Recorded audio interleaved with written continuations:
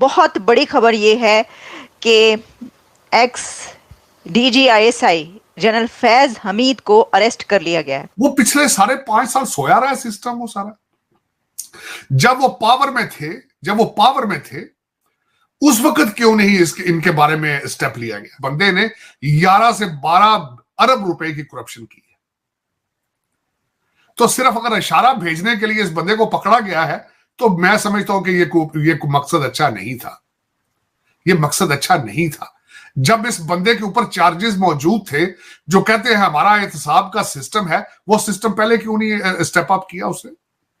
इनको खुली छुट्टी क्यों दी रखी है कि कभी ये काबुल जाके सरीना के अंदर चाय की प्याली पकड़कर कहते मैं कैबिनेट बनाने आया हूं अफगानिस्तान की, उस वक्त चार्जेस नहीं। एक आर्मी का यूनिफॉर्म पहन के बंदा पूरी सियासत करता रहा है, एक पूरा यूनिफॉर्म पहनकर वो बंदा पूरा पाकिस्तान चलाता रहा है, उस वक्त किसी ने नहीं पकड़ा। जजों को मैनेज करता रहा। वो सिद्दीकी साहब हैं बेचारे, वो रोते जलील गए हैं, उनकी पिटीशन किसी ने नहीं सुनी। सिर्फ यही नहीं बल्कि farmer DGISI general Faiz Hamid का कोर्ट मार्शल भी स्टार्ट हो चुका है। कोर्ट मार्शल इनिशिएट कर दिया गया है। ये पाकिस्तान की तारीख की एक बहुत बड़ी खबर है।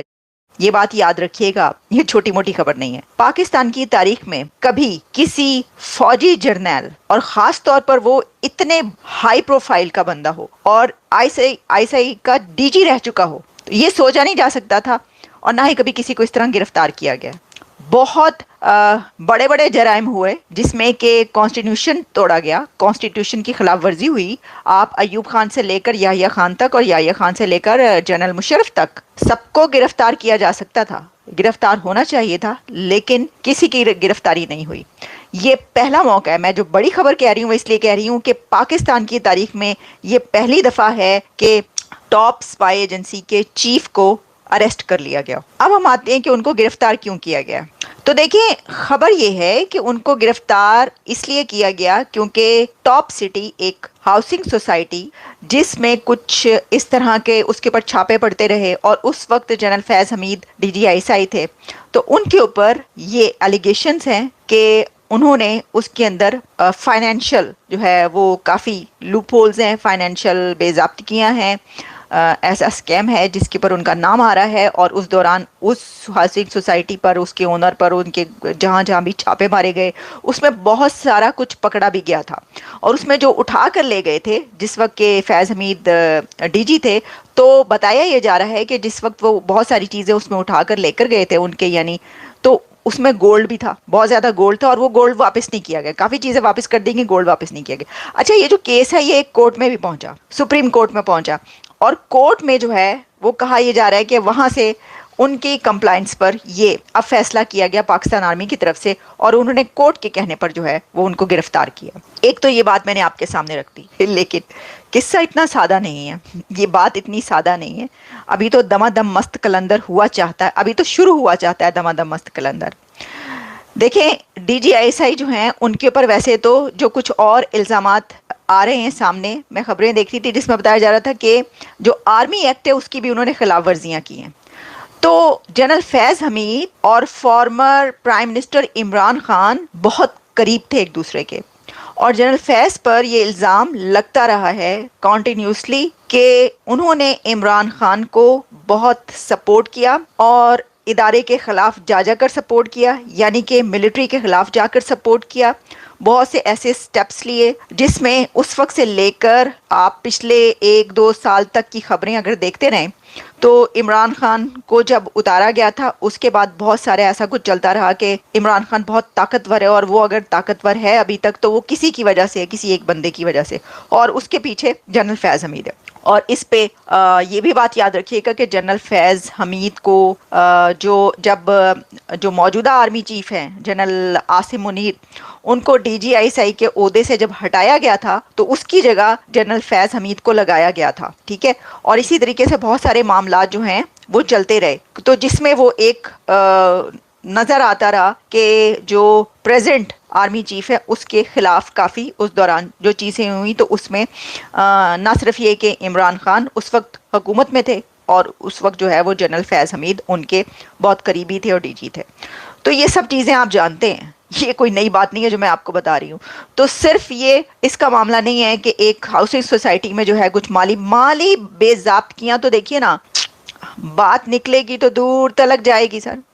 उसमें तो ऐसे ऐसे नाम हैं और ऐसे कई एक लोग हैं जिनके ऊपर बहुत बड़ी बड़ी माली बाज़ाब्तियां निकली हैं, बेज़ाब्तियां, कि ये फाइनेंशियल जो है डिसऑनेस्टी पाई गई है और इतना पैसा लूटा गया है, लेकिन कुछ नहीं हुआ।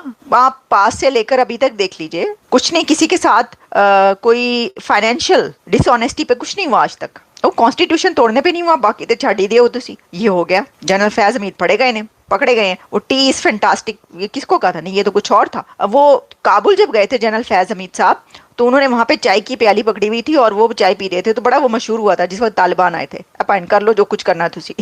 तालिबान के आने पे जो खुशियां मनाई थी वो सारी धरी की धरी रह गई हैं, और अब जो है ये हो रहा है। और इन्होंने इनके बारे में ये भी कहा, क्या हम तो काफ़ी प्रोग्राम्स भी करते रहे इसके ऊपर, कि जनरल फैज़ हमीद ने जब तालिबान की हुकूमत आई थी तो उसमें उनके साथ निगोशिएट करने में उनके जिरगे जो वहाँ पर जाते थे और फिर जिरगे वापस आते थे, उसमें जनरल फैज़ हमीद ही वो जिरगे लेकर जाते थे जो कि तालिबान से बातचीत कर रहे थे उस दौरान। लेकिन फिर बाद में तालिबान का देख लिया आपने क्या हालात तो वाक़यात रहे। तालिबान तो बिल्कुल मतलब उखड़ गए, तो मुक्कर गए थे, है ही नहीं पाकिस्तान के साथ।